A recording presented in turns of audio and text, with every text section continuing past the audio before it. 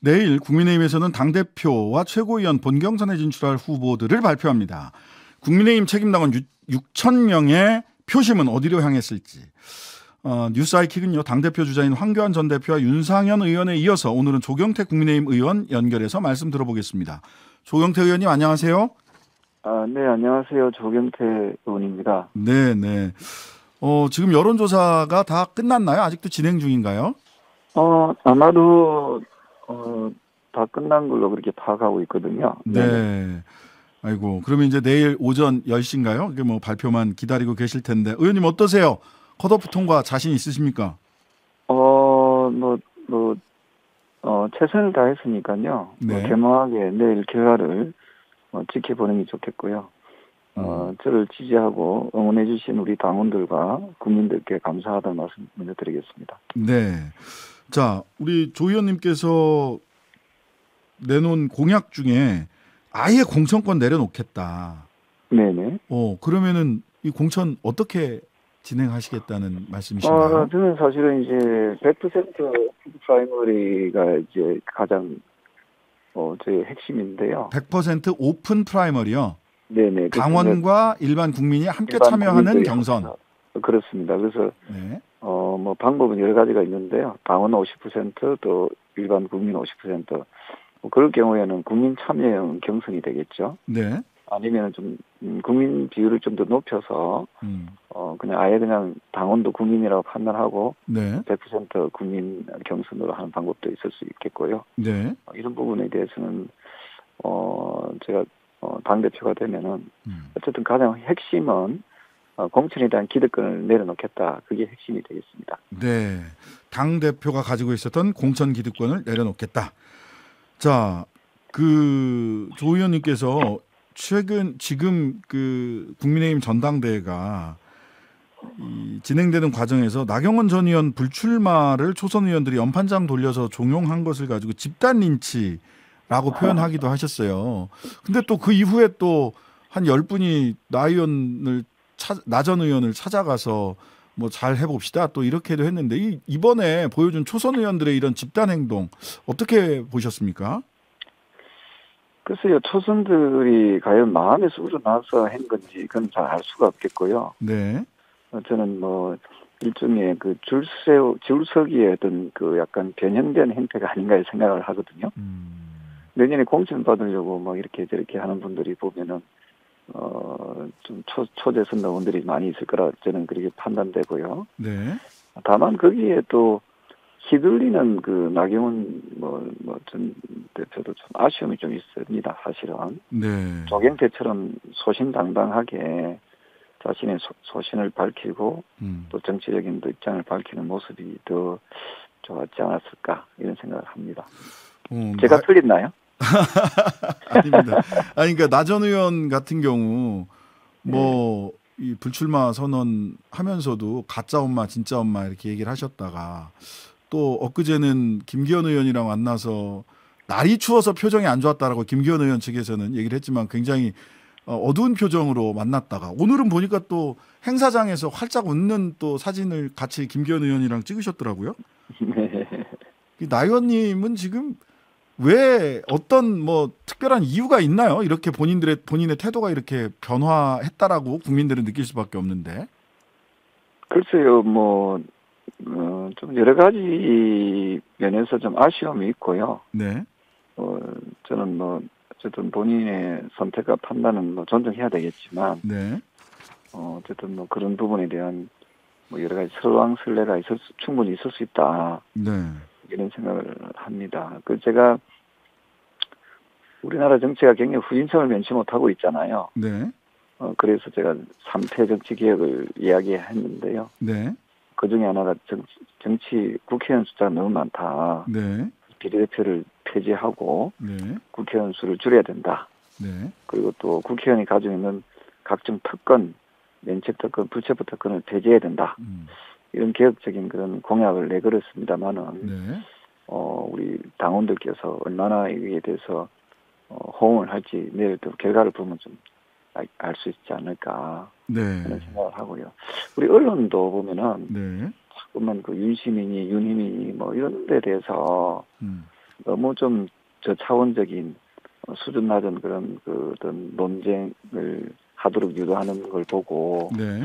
우리나라 언론도 선진국가의 그 정치적 수준보다는 참 못 미치는구나.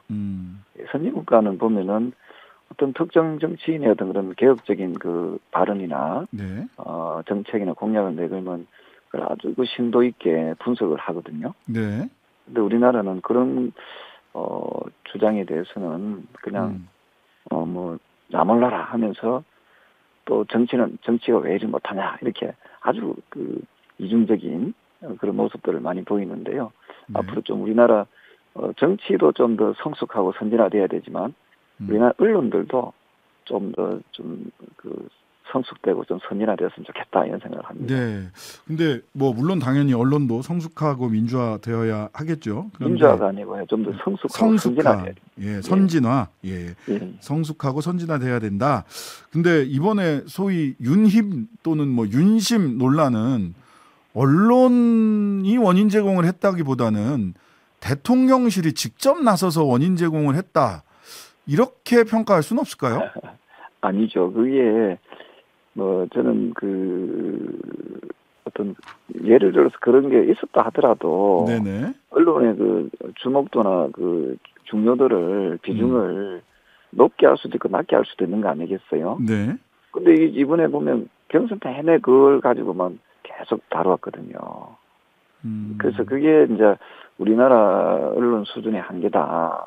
아니 대통령하고 밥 먹는 거나 안 먹는 거나 대통령의 마음이 드나 안 드나 그게 국가 발전과 정치 발전에 무슨 연관성이 있습니까? 네. 예, 그거는 사실은 가십거리 정도 수준이거든요. 그것을 너무 가십거리밖에 안 되는 수준을 갖다가 아예 그냥 어떤 그 메인으로 다뤄버리니까 예, 시선이 그쪽으로 다 몰리게 하고 그렇게 함으로써 저는 그 우리나라 정치 개혁이 좀 요원해질 수밖에 없도록 만들지 않았나.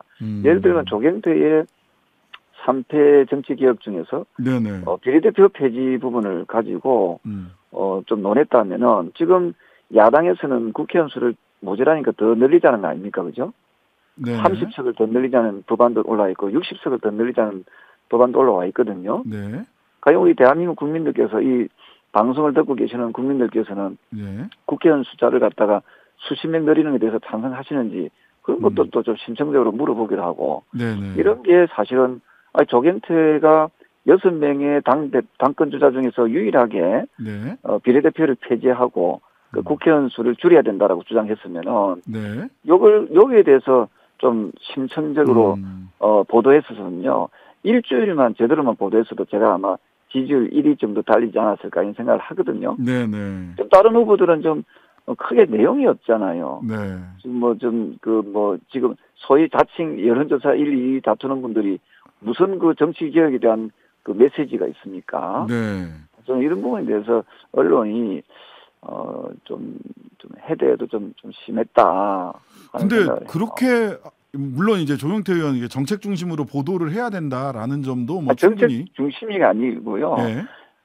최소한 후보자들이 그 내건 공약에 대해서는 저는 MBC 뉴스데스크라든지 KBS 9시 뉴스에서 공정하게 이 후보는 어떤 주장하고 이 후보는 똑같은 잣대로 뭐 예를 들어 30초씩 나눠서 한다든지 그래봤자 6명 후보밖에 더 됩니까, 그죠? 이게 너무 이게 그 가십거리 정도밖에 안 되는 주제를 가지고 메인으로 다뤄버리니까 저는 우리나라 정치 수준도 뭐 그렇지만은 언론 보도 수준도 뭐 그렇게 막 높은 점수를 줄 수는 없다 이렇게 봅니다. 제가 틀렸나요?